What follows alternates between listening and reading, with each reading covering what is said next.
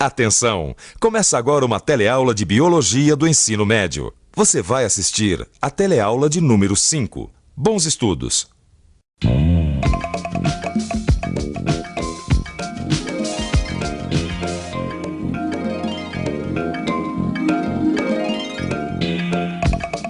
Mãe, você disse que ia me ajudar. Oh, tá bom, mas você podia ter arrumado um namorado menos complicado, né, filha? Namorado, mãe, é amigo, né? Por enquanto. Sei. É que ele foi criado no interior, sabe? Leitinho da vaca, pãozinho caseiro. Ah, mãe, ele é uma graça. Tá certo, querida. E o que você pretende oferecer de lanche pra essa graça de amigo, hein? Bom, primeiro iogurte natural, que ele vive falando do iogurte que a avó dele faz. Isso a gente já resolveu o que vai fazer, mas o que mais, Flávia? Pão caseiro. Ai, pão caseiro, tá. Então vamos fazer o seguinte, pega a leiteira aí embaixo, põe esse leite pra ferver, tá legal? Você vai me ajudar. Pois é.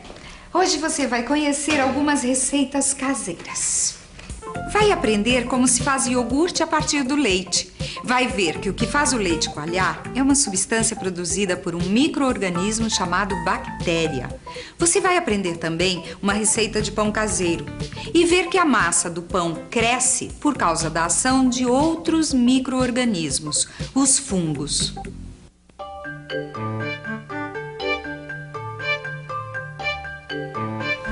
Pronto, mãe. O leite já ferviu. Pode Já pôr tá aí. esfriando. Isso, agora deixa esfriar mais um pouquinho, porque se ficar muito quente não dá certo. Agora você vai pegar um pote de iogurte natural, isso, e misturar no leite já morno. Tá. Isso mesmo, um pote de iogurte pronto com leite morno. Mistura bem.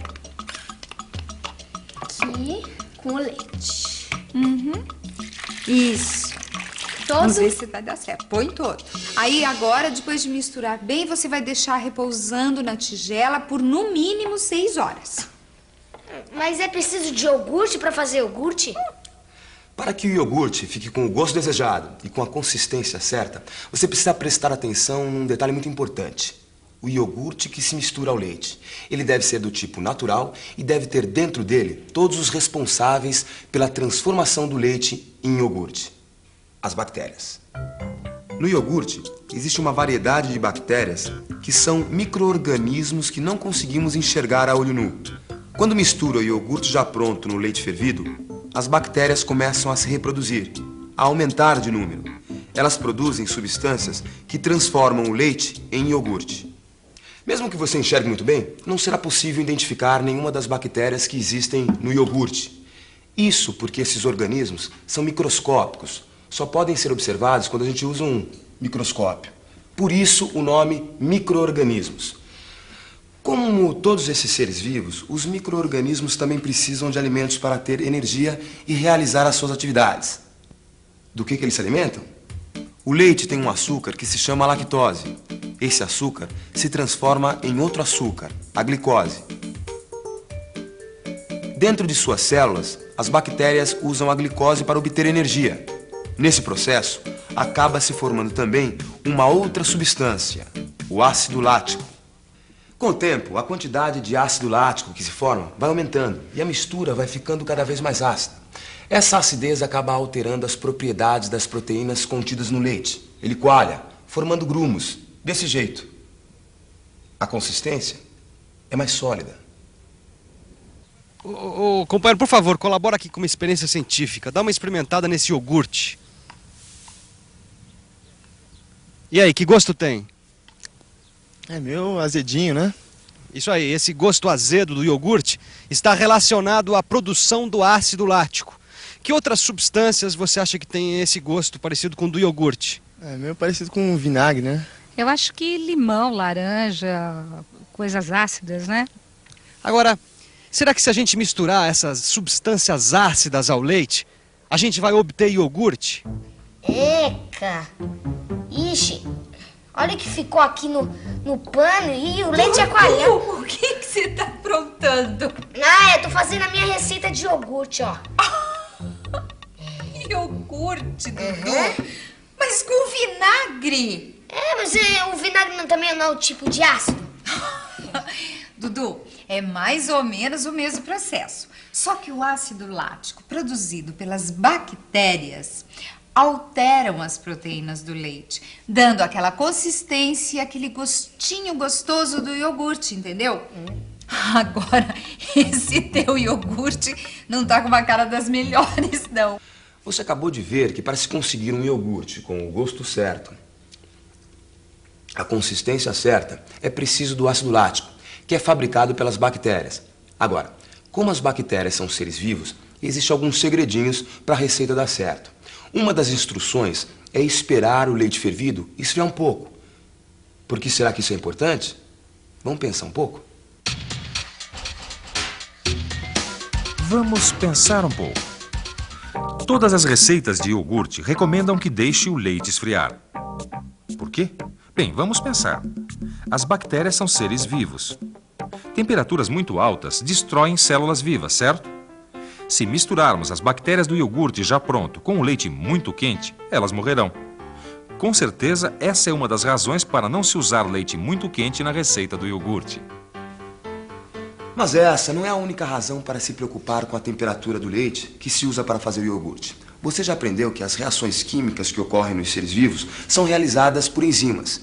E a ação dessas enzimas depende muito da temperatura. Veja só esse gráfico que mostra a relação que existe entre a ação de uma enzima e a temperatura.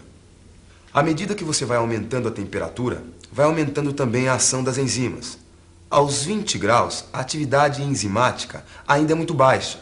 A temperatura vai aumentando, a ação enzimática também, até chegar ao máximo, aqui, aos 40 graus. Essa é a temperatura em que as enzimas estão mais ativas.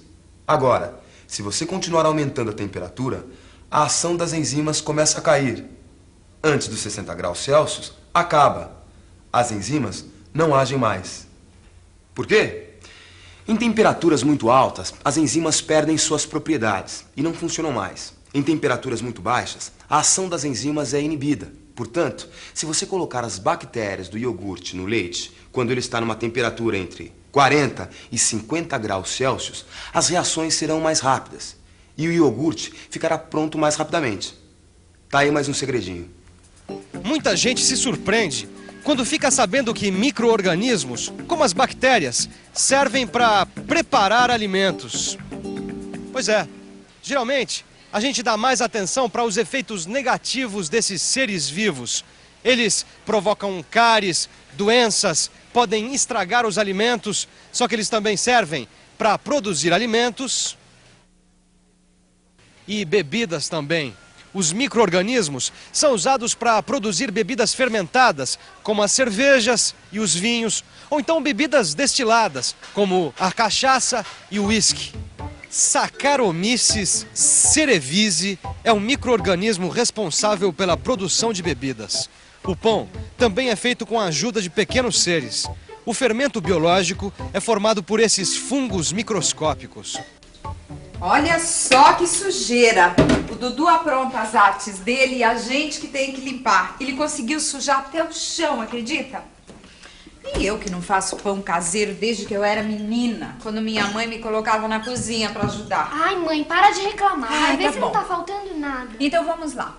Meio copo de água morna, 2 tabletes de fermento biológico, 1 colher de sopa de óleo, farinha de trigo, uma pitada de sal e um ovo que a gente coloca se quiser. Tá tudo certinho. Então, mãos à obra, menina. Agora você vai dissolver os tabletes de fermento na água morna junto com o açúcar e deixar repousar até formar bolhas na superfície. Isso. Ô mãe, não é nesse tablete de fermento que estão os micro-organismos? Isso mesmo, filha. Por isso que para fazer pão a gente só usa fermento biológico. A água morna eu sei pra que serve. É pra acelerar as ações das enzimas e as reações realizadas pelos micro-organismos do fermento. Isso mesmo. Agora, sabe o que eu não entendi? Pra que o açúcar se eu quero fazer pão salgado?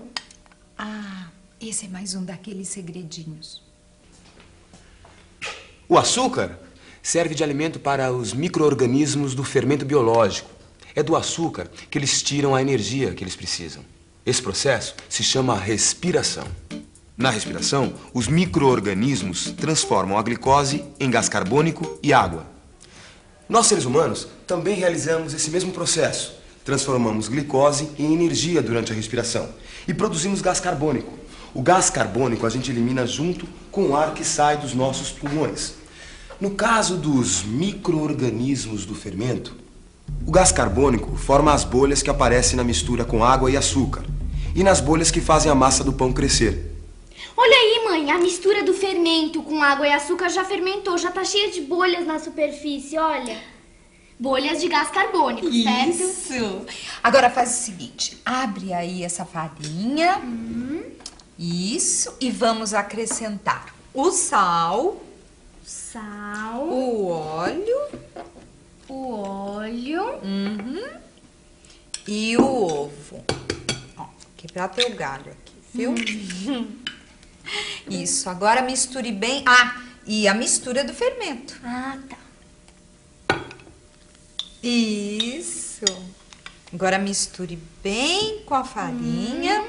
Bastante, bastante, bastante. Agora pode botar essa massa para descansar. Vamos lá? Vou deixar a massa descansando até que ela dobre de volume. Porque se a massa não cresce, o pão fica duro. E por que tem que dar esse tempo aí? Segredinhos, Dudu. Segredinhos da receita.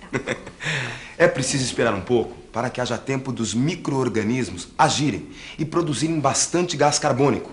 Quanto mais gás carbônico eles produzirem, mais a massa cresce e mais fofo fica o pão. Não é interessante? Agora, os micro-organismos, quando respiram, acabam eliminando produtos que acabam servindo para fazer alimentos. O ácido lático produzido pelas bactérias transforma leite em iogurte. E os fungos microscópicos do fermento eliminam o gás carbônico que aumenta a massa do pão. Enquanto a gente espera a massa do pão dobrar de volume, vamos fazer uma revisão. E atenção, se liga aí que é a hora da revisão. Na teleaula de hoje, conhecemos as bactérias que existem nos iogurtes. Vimos que elas usam o açúcar do leite, a lactose, para respirar e obter energia. Nesse processo, acabam produzindo uma substância ácida, o ácido lático, que transforma o leite em iogurte. Nós vimos também a influência da temperatura na atividade das enzimas e conhecemos a temperatura ideal para que a transformação do leite em iogurte aconteça mais rapidamente. Nós aprendemos ainda nessa teleaula a receita de pão caseiro e vimos a importância da ação de outros micro-organismos, os fungos. Eles produzem o gás carbônico que faz a massa aumentar de volume e o pão ficar bem fofinho. Bem, meu diário, juro que eu fiz o melhor possível. Mal posso esperar por amanhã. Será que o Beto vai gostar? Ai, depois eu te conto. Tchau!